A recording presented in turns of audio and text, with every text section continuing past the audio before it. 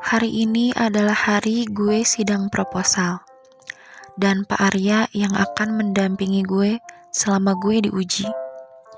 Hari ini gue memilih untuk memakai cincin pernikahan gue. Entah kenapa bawaannya jadi lebih tenang aja. Kamu udah nyiapin semuanya kan? Tanya Pak Arya yang gue jawab dengan anggukan. Kok nggak dimakan?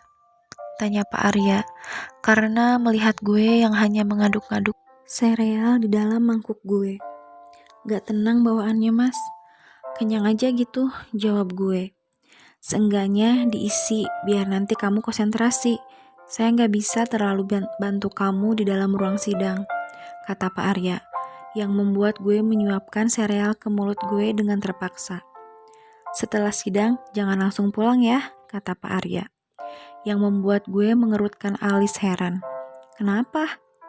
Saya tunggu kamu pas jam makan malam nanti di sini, kata Pak Arya. Mau ngasih surprise ya? Tebak gue dengan senang. Semua tergantung gimana kamu di ruang sidang nanti, kata Pak Arya masih dengan datar yang membuat gue mencibirkan bibir gue kesel. Asal Bapak seneng aja deh. Jangan lupa berdoa sebelum masuk ruang sidang ya. Bapak jangan melihatin saya pakai tatapan mata Bapak yang serem itu. Nanti saya gak bisa mikir. Saya gak akan natap kamu kayak gitu kalau kamu presentasinya jelas dan bagus, jawab Pak Arya. Bagaimanapun juga, dia tetap dosen killer memang. Saya duluan ya mas, pamit gue.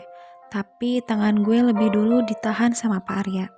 Saya antar, tapi habiskan dulu sarapan kamu, kata Pak Arya. Tapi saya kenyang. Pak Arya memasukkan sendok miliknya yang setengah penuh dengan sereal ke mulut gue yang sedang mangap. Mas kok curang sih? Porsi saya jadi nambah kan? Kata gue kesel. Kamu tinggal kasih saya 1 sendok sereal dan itu akan impas, kata Pak Arya yang membuat gue mendelik kesal. Gue pun mengambil 1 sendok sereal penuh-penuh dan menyuapkannya ke mulut Pak Arya yang membuat dia melotot ke arah gue karena terlalu banyak. 1 sendokan kan mas? Tanya gue sambil menyunggingkan senyuman licik. Mau balas-balasan gini terus? Kamu bisa telat sidang yang ada, kata Pak Arya yang membuat senyuman gue memudar. Ayo berangkat, ajak Pak Arya setelah kami selesai sarapan. Gue baru aja mau membuka pintu apartemen gue sebelum Pak Arya menahannya. Kenapa lagi sih mas? Keluar dari pintu itu saya dosen kamu, kata Pak Arya tiba-tiba. Iya gue tahu dia emang dosen gue, terus kenapa? Terus? Tanya gue bingung. Pak Arya menarik gue ke pelukannya sebelum berkata, berjuang yang terbaik untuk diri kamu sendiri. Gue cuma bisa tersenyum. Dia cuma mau ngasih ucapan semangat aja kok, kayaknya susah. Gue pun membalas pelukannya dan berkata, makasih ya mas, tapi saya minta maaf karena gak bisa masukin nama emas sebagai suami di ucapan terima kasih di kata pengantar. Nanti orang bingung nama suaminya sama kayak nama dosen pembimbing kedua saya. Gak masalah, Pak Arya lalu mengecup kening gue. Gue selesai sidang dengan perasaan yang luar biasa, bahagia dan juga lega. Meski sempat mendapatkan beberapa pertanyaan, gue lancar menjawab. Suami gue yang ngajarin gue di malam sebelumnya. Dan di saat gue bersalaman dengan dosen penguji, gue bisa melihat sekilas senyuman Pak Arya yang ditunjukkan untuk gue. Jenara yang sidang hari ini bersama gue pun memekik girang saat melihat senyuman Pak Arya. Lihat gak lo barusan? Pak Arya pasti bangga banget sama gue, bisik Jenara dengan percaya diri yang membuat gue mendengus geli. Gue dan Jenara pun menghampiri Pak Arya yang kebetulan lebih banyak berdedikasi dibandingkan Profesor esok untuk progres skripsi kami. Setelahnya gue memilih untuk meninggalkan ruang sidang, meninggalkan Jenara yang masih memekik senang dan mengucapkan terima kasih yang tidak henti-hentinya. Sehingga membuat Pak Arya langsung beranjak meninggalkannya. Congratulations, teriak teman-teman gue kompak begitu gue membuka ruang sidang. Di depan gue ada Kara yang membawa buket mawar merah dan teman-teman gue yang lain juga membawa berbagai macam hadiah dan bunga untuk gue. Selamat ya, kata Kara sambil menyerahkan bunganya ke gue yang gue terima. Setelahnya, Kara memeluk gue yang membuat pekikan iri terdengar dari teman-teman gue. Makasih Kara. Di saat yang sama, Pak Arya keluar ruang sidang yang membuat Iim dan Yuda menatap gue dengan horor.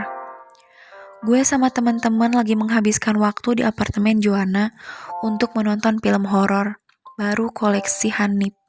Karena Pak Arya bilang gue gak boleh langsung pulang. Hanif memang seneng banget ngoleksi film horor, tapi dia gak pernah mau yang namanya nonton. Tadi Pak Arya melewati kami gitu aja, meskipun dia melihat Kara meluk gue. Gue udah khawatir dan takut-takut pada awalnya. Tapi Pak Aryanya kelihatannya santai aja. Hal itu membuat gue menghela napas lega. Kalau dia marah di depan teman-teman gue kan berabe. Jam berapa sekarang? HP gue mati, males ngecas, tanya gue ke yang lain. Udah jam 9, kata Kara yang membuat gue melotot. Saya tunggu kamu pas jam makan malam nanti di sini. Seketika mata gue membulat karena baru mengingat ucapan Pak Arya pagi ini. Guys, gue balik duluan, teriak gue sambil buru-buru memasukkan semua barang-barang gue ke dalam tas. Kelvin yang paling dekat dengan saklar lampu pun menyalakan lampu untuk membantu gue melihat lebih jelas lagi. Ah iya udah malam nih, kata Rara. Duluan semua, teriak gue ke mereka. Gue panik karena gue udah telat. Git aku antar, kata Kara sambil menggandeng tangan gue. Gue yang gak memikirkan apapun selain untuk cepat sampai rumah, hanya mengiyakan tawaran dari Kara. Gue sampai apartemen dengan napas terengah karena berlarian dari lobi.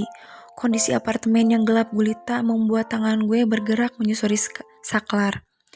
Dan pemandangan yang ada di depan membuat gue menganga tidak percaya. Di meja makan terdapat berbagai menu makanan, bahkan ada lilin cantik yang berada di tengah-tengahnya. Gue juga bisa lihat lilin aromaterapi yang berwarna-warni. Berada di dalam gelas banyak terdapat di sudut ruangan. Khusus di jendela dekat balkon bahkan dipenuhi dengan lilin itu. Tapi gue gak bisa menemukan sosok Pak Arya dimanapun. Mas, ucap gue mencoba memanggil, tetapi gak ada respon. Gue masuk ke dalam kamar, mencoba untuk mencari Pak Arya. Tetapi di kamar dan di perpustakaan juga gak ada. Gue pasti udah ngecewain dia. Gue lihat makanan di meja makan sudah dingin, yang membuat rasa bersalah gue semakin menjadi. Gue hanya bisa menyembunyikan wajah gue di antara kaki gue yang gue peluk di sofa dan menyesali kebodohan yang gue udah pulang terlambat. Suara pintu yang terbuka membuat refleks menolehkan wajah gue ke arah pintu dan Pak Arya berdiri di sana dengan kantung belanjaan di tangannya. Dia hanya diam terpaku melihat gue. Gue pun beranjak dari sofa dan menghampiri Pak Arya yang masih berdiri di depan gue. Maaf, cicit gue dengan pelan. Gue pun berusaha meraih kantung belanjaan yang ada di tangannya, bermaksud untuk membereskannya.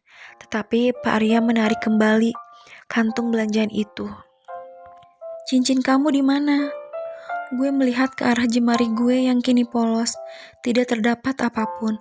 Padahal tadi pagi gue masih memakai cincin pernikahan gue. Gue segera berlari ke arah tas yang gue pakai tadi dan mencari cincin gue. Tapi gue sama sekali gak menemukan cincin itu. Mata tajam Pak